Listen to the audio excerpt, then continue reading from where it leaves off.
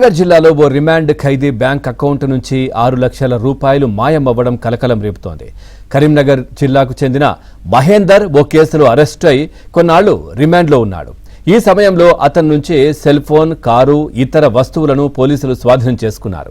రిమాండ్లో ఉన్న సమయంలో తన సెల్ ఫోన్ పాస్వర్డ్ పోలీసులకు ఇచ్చినట్లు తెలుస్తోంది. అయితే మొబైల్కు వచ్చిన ఓటీపీలు ఎవరు చెప్పరాదన్న దానిపై అనుమానాలు వ్యక్తమవుతున్నాయి. ఇక తనకు న్యాయం చేయాలని మహేందర్ వేడుకుంటున్నాడు.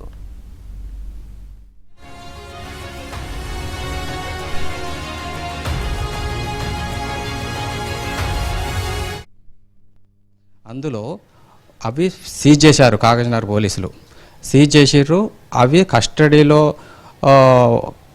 నన్ను పంపించేసిన తర్వాత అప్పటి నుండి నేను బయటకు వచ్చిన తర్వాత బెయిల్ మీద 24 బయటకు వచ్చేసిన తర్వాత నేను అవసర నిమిత్తమైన HDFC బ్యాంకుకి వెళ్ళినాను. కరీంనగర్ బ్రాంచ్ మెయిన్ బ్రాంచ్కి వెళితే అమౌంట్ నేను డ్రా చేసుకోవాలి అని అంటే వాళ్ళు చూసేసి నీ అకౌంట్లో 0 బ్యాలెన్స్ ఉంది, ఏం లేదని చెప్పాక నేను షాక్ అయినాక నాకు ఒక స్టేట్మెంట్ కావాలని అధికారికంగా అడిగితే వాళ్ళు స్టేట్మెంట్ తీసి ఇచ్చారు 40 పేజీలు. కానీ ఆ ఫోన్లు ఎక్కడున్నాయి? సిరిపూర్ కాగజ్నగర్లో పోలీసులు సీజ్ చేసిన కవర్లో ఉండగా అది ఎలా మిస్యూజ్ అయింది అనేది నాకు అంతుచిక్కగా నేను దీన్ని కంప్లైంట్గా SP మేడం గారికి, ఆసిఫాబాద్ కుమరంభీం, అలాగే తెలంగాణ DGP గారికి అండ్ కాగజ్నగర్ టౌన్ నేను కంప్లైంట్ ఇచ్చి ఇదే విషయానికి సంబంధించి మరింత సమాచారాన్ని మా కరెస్పాండెంట్ శ్రీనివాస్ అందిస్తారు. శ్రీనివాస్, పూర్తి డీటెయిల్స్ ఏంటి?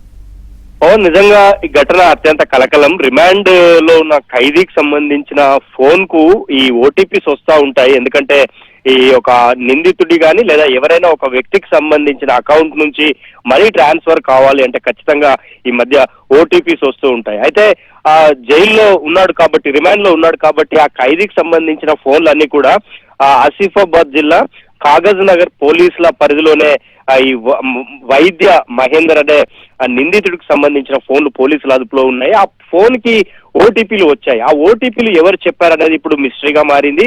అయితే బెయిల్ పై విడుదలైన తర్వాత మహేందర్ తన అకౌంట్ ను చెకప్ చేసుకున్న తర్వాత తన అకౌంట్ లో 6 లక్షల రూపాయలు మాయం కావడం పైన సంబంధిత బ్యాంక్ దగ్గరికి వెళ్లి స్టేట్మెంట్ అడిగాడు. ఆ స్టేట్మెంట్ లో ఏ అకౌంట్ కి ఎప్పటి నుంచి ఎప్పటి వరకు ఎంత అమౌంట్ ట్రాన్స్ఫర్ అయింది, ఆ ఓటీపీస్ ఎట్లా వచ్చాయి అనే దానిపైన ఒక క్లారిటీకి వచ్చాడు. దీంతో కరీంనగర్ సైబర్ క్రైమ్ పోలీసులకు ఫిర్యాదు కూడా చేశారు. సో మొత్తంగా మరొక 50,000 రూపాయలు ట్రాన్స్ఫర్ కాకుండా సైబర్ క్రైమ్ పోలీసులు అడ్డుకున్న పరిస్థితి అయితే కనిపిస్తోంది. సో తన బ్యాంకు నుంచి ట్రాన్స్ఫర్ అయిన డబ్బులను వెనక్కి ఇప్పించడంతో పాటు ఈ ఓటీపీలు చెప్పిన పోలీసుల పైన కఠిన చర్యలు తీసుకోవాలని బాధితుడు మహేందర్ అయితే చెప్తూ ఉన్నారు.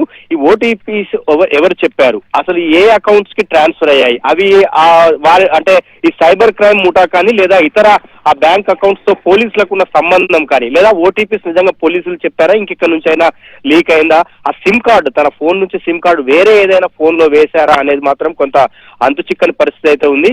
దీనిపైన పోలీసులు పూర్తి స్థాయిలో దర్యాప్తు చేస్తున్నారు.